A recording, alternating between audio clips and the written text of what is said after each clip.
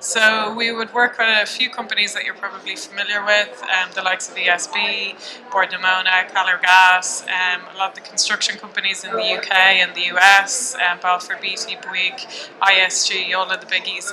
And they all use our online platform to deliver customized inductions and to manage their contractors. So I'm not really going to talk too much actually about Inishify. I'm going to talk about some of the things that we have learned from our customers. So the general norm that we see is that contractors are getting the same information again and again when they arrive at a different site, and they're not necessarily learning anything new, and they're being told this is our corporate culture, here are our safety rules, and please make sure that you fit in accordingly. So in a lot of cases in a classroom, they're distracted, they're falling asleep, and they're not very engaged with the whole situation. So to start off, the objectives that you are likely to have with an induction, particularly for a subcontractor, is you want to get their paperwork in order. So you want to get details of their safe pass or their CSCS, all of the expiry details. You want to set up a way to be able to track that as the site moves on, to get notification that maybe something has gone out of date. You want to engage them in the corporate culture. You want them to know what the project is all about, what the aims of the project are, what stage you're at, how it's going to change in the future. And obviously you want to then instill some safe behaviours with them as well. So that might be done initially, and then you might try and enhance that as time goes on with toolbox talks and other kind of on-the-job training. So the common complaints, we gather feedback from subbies when they go through our system, and the common complaints that we get is that inductions are generally very boring. It's the same kind of information in a classroom environment. We see a lot of the PowerPoints and videos that companies use, and to be honest, we could probably replace the logo and you wouldn't actually know the difference with it. There's a bit of an information overload, and it's often in the same format. So if a company is using a video, they'll use only video all the way through, or if they're using text, they'll use only text. A lot of the time they won't even use images, and that, again, you can understand why that is quite boring for the subcontractor. There's rarely any follow-up to make sure that people understand the information, and I'll go into that in a little bit more detail as to why it's so important that you follow up. But basically the person needs to know that this information might be called upon again further down the line, and that's the only way to actually change their behaviours and get the information into their heads. And then in some cases you're delivering the same induction to every single contractor, no matter what kind of work they're doing. So somebody who's going nowhere near asbestos might be being taught about asbestos, and it feels to them that it's not particularly relevant. So they lose interest. So what is the result then of a bad induction? If you've got people that are arriving in and they sit down for 2 hours or for 90 minutes and they're given a video induction, they're pretty bored with it, they're looking out the window, they have to go at the pace of whoever is the slowest person in the room. So there's a huge reduction in productivity there when they start then. We know that there's an increased risk of workplace accidents if they're not taking the information on board, but also if you've got a greater turnover of workers, if the contractors are coming and going a little bit more because they haven't maybe been inducted properly, then we know that people who are less familiar with the site are likely to have more accidents. So you're actually doubling up on the likelihood of a workplace accident. You're stunting the worker growth. So in a lot of cases, the company has an opportunity, maybe it's 90 minutes, but they have that opportunity to really get the worker on board what the project is, and to potentially get them excited about what the project is, and to teach them something new. In a lot of inductions that we see, that opportunity is not taken, and the worker is again just fed the same information again. And the result of that is that your mission and your culture that you've probably put millions into developing just stops dead when a worker walks onto that project. At head office, you might have put loads of branding into it, you might have your own specific safety brand, but is that actually reaching the worker on the ground? Are they even behaving correctly with the local community as well? And if they're not, what kind of impact is that having on your reputation? So good inductions, on the other hand, it reduces nerves. So we all know that you're starting on a new site, and it can be quite nerve-wracking, particularly for young workers who again are at a higher risk than workers that have been around a while. Also, the burden on other people that are on site can be reduced just by a good induction being delivered. It connects everybody to a common vision, again, whether it's corporate or whether it's project specific. It can improve productivity because people are ready to hit the ground running as soon as they start. You'll reduce incidents and accidents, you'll improve your culture and your reputation, and again, you'll improve the retention of your contractors. So there's a story of a contractor. We're an Irish company, but we have an office in the US as well. And there's one particular story in the US that has become quite well known, and that is of a worker that started. He was delighted to get his first job.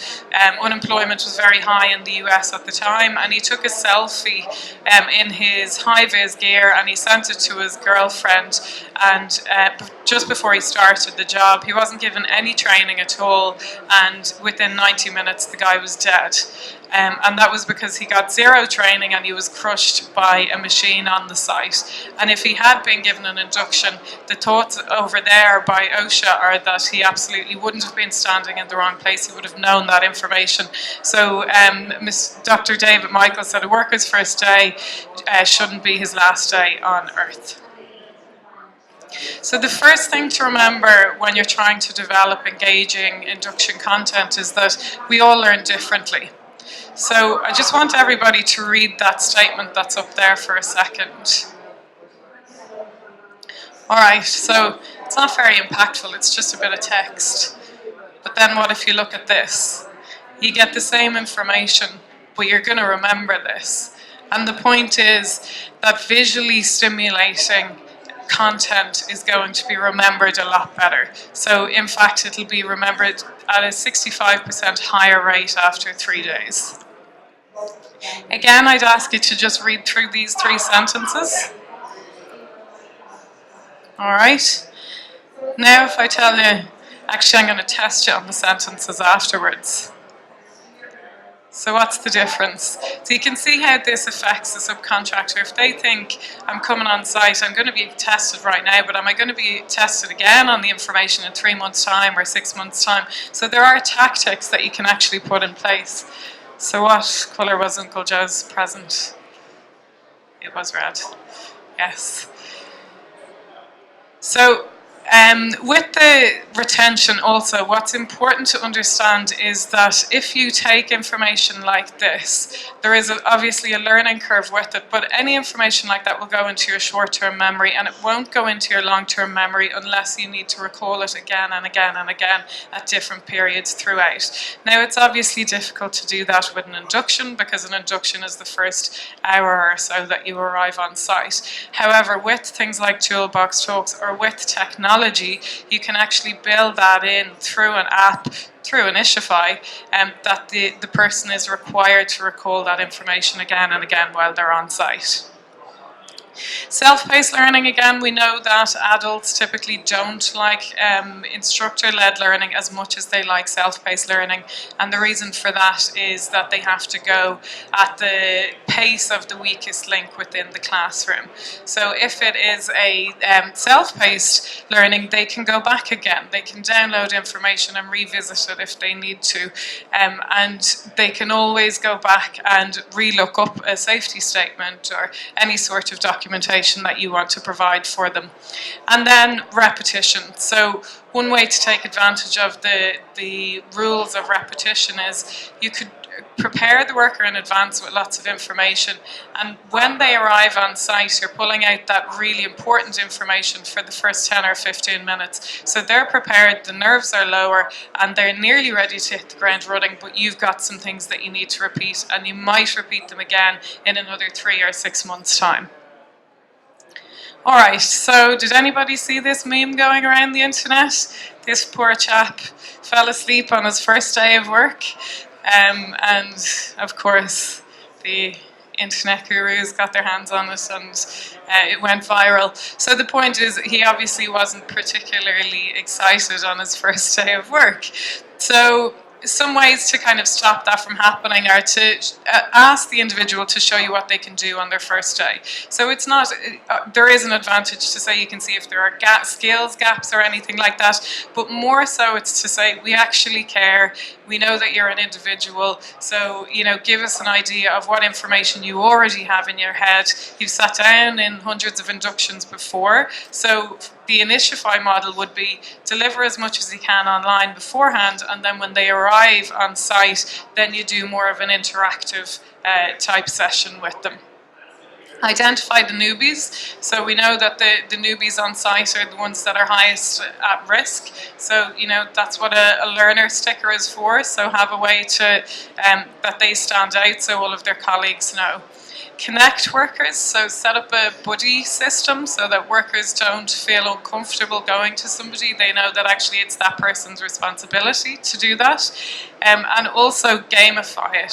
So what that means is, it's a pre-existing system. Everybody understands a subcontractor induction. So how can you actually gamify something like that? Well, if it's done online, you can gamify it with the contract companies. So if you decided we're going to run alerts throughout the year, which are these kind of reminders of information, or we're going to do online toolbox talk type training throughout the year, the best contractors, the ones that go to the top of the list, are the ones that get their workers through within a week, or you kind of start assigning stars to those contract companies, and that's one way to gamify it. So the 5 steps that we recommend in Initiify is do the boring stuff online beforehand. The system allows you to take photographs of the people as they're going through it to make sure it is the right person that actually shows up on site. It allows you to ask a series of questions. You can do video content, PowerPoint, anything like that. So there's no issues about whether you've got the right person taking the information. Engage in pre-boarding, so get all of their documentation done in advance. Don't have people queuing up just to get a photocopy of their SafePass card or anything like that. Do it all online in advance. There's no reason why you wouldn't. Everybody has a computer in their pocket that they can take a picture of their SafePass card. Make it targeted and varied, so make sure that the right groups of people are getting the right kinds of information. Don't just do a spray and pray to everybody, because people will become disillusioned with the information if it's not relevant to them. Make it human, and that literally just means put humans in it. If it's an online induction, do a video. It's very easy to create video content nowadays, and a lot of companies are very concerned with their corporate image, but actually video content can change so quickly. You can very quickly take a picture of a near miss, or take maybe a video of one of your workers and upload it, and then the following week change that from a smartphone. It's streamed through the Initiify platform, so it's nice to be able to adapt it all the time like that. And then finally set milestone and goals, which is just setting the expectation of the worker, i.e. you will be tested on this at one point. You will be getting a refresher within X amount of time. We will be coming back to you again. And again, gamifying that to give them reward systems so that they know that it's worth their while to continue engaging with it. And that is it. So have we any questions at all?